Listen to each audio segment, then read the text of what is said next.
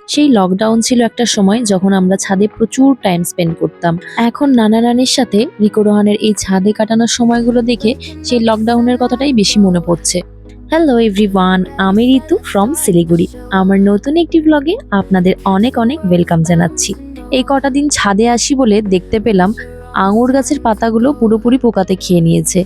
আর এর ওষুধ হিসাবে আমাদের একদম পার্সোনাল গার্ডেনার আমার আম্মি বেশ কিছু টিপস দিল, দেখি ওগুলো করে কিছু কাজ দেয় কিনা। আর এদিকে এই রসুন লতা গাছটা, সামনের যে দুটো টব আছে এগুলোর ওপরে উঠে একেবারে একটা জঙ্গল হয়ে গেছিল। এগুলোকে মালি সরিয়ে কোনো রকমে ওই বাউন্ডারি দিয়ে করে দিয়েছে বটে, কিন্তু আবার দেখছি এই গাছের সাথে লেগে গেছিল। এখন আম্মি ওগুলোকেই ধরে ধরে সরিয়ে সব ওই দড়ির সাথে করে দিচ্ছে। এইভাবে গাছটা যদি পুরো বাউন্ডারি জুড়ে ছড়িয়ে যায়, শীতের সময় ফুলটা যা দারুণ হবে না। আম্মি তো গার্ডেনিং করতে ভীষণই ভালোবাসে। আর এখন যেহেতু একদমই ফাঁকা, 3 মেয়ের বিয়ে হয়ে গেছে, এখন তো দেখছি আরো জ্ঞান বেড়ে গেছে। সারা দিন ইউটিউব দেখে আর নিজের বাগানে নানান রকম এক্সপেরিমেন্ট করে, দারুণ ফুল ফোটায়। আম্মির মেনলি ফুল গাছের শখটাই বেশি, আর বিভিন্ন ধরনের পাতাবাহার, বনসাই এগুলোও দেখি দারুণ করে বাগানে। এই বোগেনভেলিয়া গাছটা আমাদের প্রায় 8 থেকে 9 বছরের পুরানো। মাঝে মাঝে দেখি খুব ভালো ফুল হয়, একেবারে একটা ব্রাইট পিঙ্ক কালারের ফুলে ভরে যায়। আবার মাঝে মাঝে দেখি একদমই ফুল হয় না।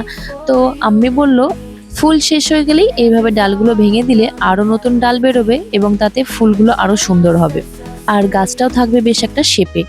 এই যে লকডাউনের আর একটা মেমোরি, এই হুলা হুপটা আমি তখন কিনেছিলাম বাড়িতে প্র্যাকটিস করার জন্য। এমনিতে পড়ে থাকে, কোনোদিন করে না। হঠাৎ এই কদিন ছাদে এসে ওদের এখন এত নেশা হয়েছে, টুকটুক করে বেশ দেখছি করছে। আমি যতবারই শেখানোর চেষ্টা করেছি একদম ইন্টারেস্ট নেয়নি, কিন্তু এখন নানা নানি এসেছে না, অনেক কিছু দেখাতে হবে করে। 2 ছেলেকে নিয়ে আমি যখনই ছাদে আসবো বলি, বাচ্চাগুলোও খুব একটা ইন্টারেস্ট পায় না, আর আমিও ঠিক যে কি করব ছাদে এসে বুঝে পায় না। টুকটাক হয়তো একটু ঘুরে চলে যায়। এখন আব্বুজি আম্মি আছে বলে কি যে ভালো লাগছে ছাদটা, কিছু করারও তো পায় না বাচ্চাগুলো। ওই একটু সাইকেল চালালো, ওই একটু দৌড়ালো। রোজ রোজ কি আর একই জিনিস ভালো লাগে? না বন্ধু বান্ধব আছে, না মেশার লোকজন আছে। আমার ক্ষেত্রেও জিনিসটা তাই। এই বিকেল সন্ধ্যের টাইমটা কি যে বোরিং লাগে। তবে এই কটা দিন বেশ ভালো কাটছে, আর ওয়েদারটাও বেশ ভালো আছে। অনেক লাফালাফি দৌড়াদৌড়ি হলো, ঘেমে নিয়ে সব একসা। এখন এসে গেছি একদম কিচেনে রাতের রান্নার জন্য। এইদিকে বসিয়ে দিয়েছি দুটো ডিম সেদ্ধ।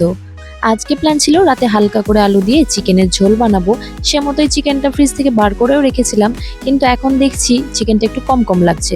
তাই একটা ইনস্ট্যান্ট প্ল্যান বার করলাম যে কোনোদিন চিকেন ডাক বাংলো তো করিনি, চিকেন ডাক বাংলোতে দেখেছি যে ডিম অ্যাড করে, তাই ভাবলাম তাহলে আজকের জন্য এটাই বেস্ট।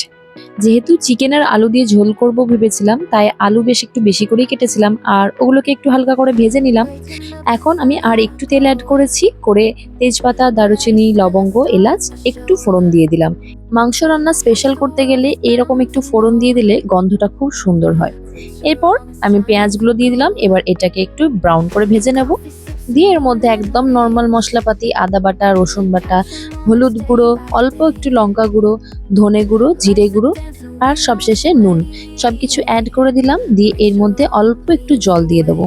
তবে আজকে শুধু চিকেন ডাক বাংলো করেই আমার কাজ শেষ না। আজকে রিকো পাস্তা খাবে বলেছে, ওর জন্য আজকে পাস্তা বানাতেই হবে। সেই আগের দিনে ঘুরতে গেছিল, সেই দিন থেকে পাস্তা পাস্তা করছে, বানানো আর হয়ে উঠছে না। তো আজকে যখন চিকেন বানাচ্ছি, এখান থেকে কিছুটা চিকেন আমি সরিয়ে রেখেছি। ওই একটা বাচ্চা মানুষের পাস্তা বানাতে তো আর বেশিক্ষণ টাইম লাগবে না, তাই ভাবলাম এর পাশাপাশি ওর জন্য আজকে পাস্তাটা বানিয়ে দিই। এদিকে চিকেন আমি অ্যাড করে দিলাম, এবার এটা শুধু কষানো হবে। তবে এই কষানোর সময়ই আমি আলুটা দিয়ে দিচ্ছি, যাতে আলুটা সুন্দরভাবে সেদ্ধ হয়ে যায়। ব্যাস, এদিকে আর কিছু কাজ নেই, এটা এবার আস্তে আস্তে হতে থাকুক চাপা দিয়ে দিয়ে। আর এখন আমি বসিয়ে দিয়েছি এদিকে রিকোর জন্য পাস্তাটা বয়েল হতে। এরপর কড়াইটা গরম হয়ে গেলে জাস্ট অল্প একটু অলিভ অয়েল দিয়েছি, আর চিকেনের কয়েকটা বুকের পিসকে ছোট ছোট টুকরো করে নিয়ে জাস্ট নুন আর গোলমরিচ দিয়ে একটু ম্যারিনেট করে রেখেছিলাম, ওটাকেই জাস্ট এখন একটু কুক করে নিলাম। এবার ওই তেলের মধ্যেই অল্প একটু রসুন দিয়ে দিলাম, ওইটা গোল্ডেন হয়ে গেলে দিয়ে দিলাম একটুখানি পেঁয়াজ।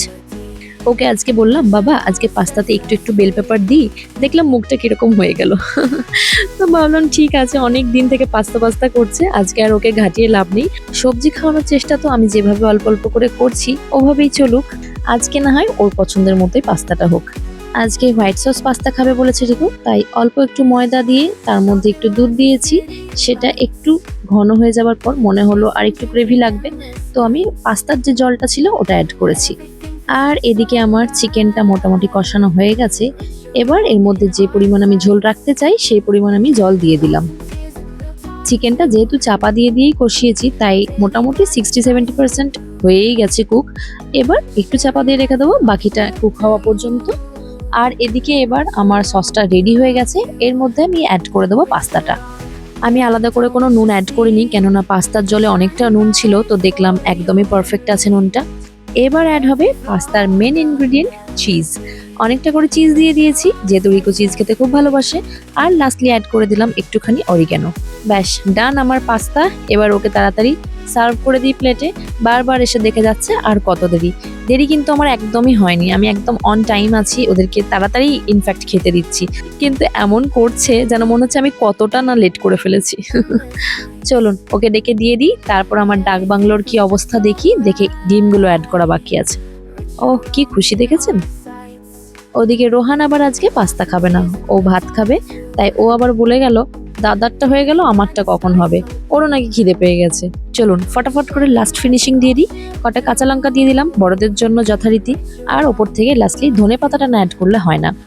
আর ডাক বাংলো স্পেশাল ডিম। জানি না কিরকম ডাক বাংলো এটা করতে পারলাম। মোটামুটি যেটা করেছি খেতে খারাপ লাগবে না মনে হচ্ছে। তবে পুরো রান্নাটাই হয়েছে হালকা, কেননা তেল খুব কম দিয়েছি। তো চলুন, রোহানের খুব খিদে পেয়ে গেছে, ওকে খাইয়ে নিই। আর ব্লগটাও এখানেই শেষ করছি। যদি ভালো লাগে ব্লগটা অবশ্যই একটু লাইক করে দেবেন। আর যারা এখনো সাবস্ক্রাইব করেননি please do subscribe my channel. দেখা হবে খুব তাড়াতাড়ি নতুন আরো অনেক অনেক ভিডিও নিয়ে। টিল দেন টাটা, সবাই ভালো থাকবেন।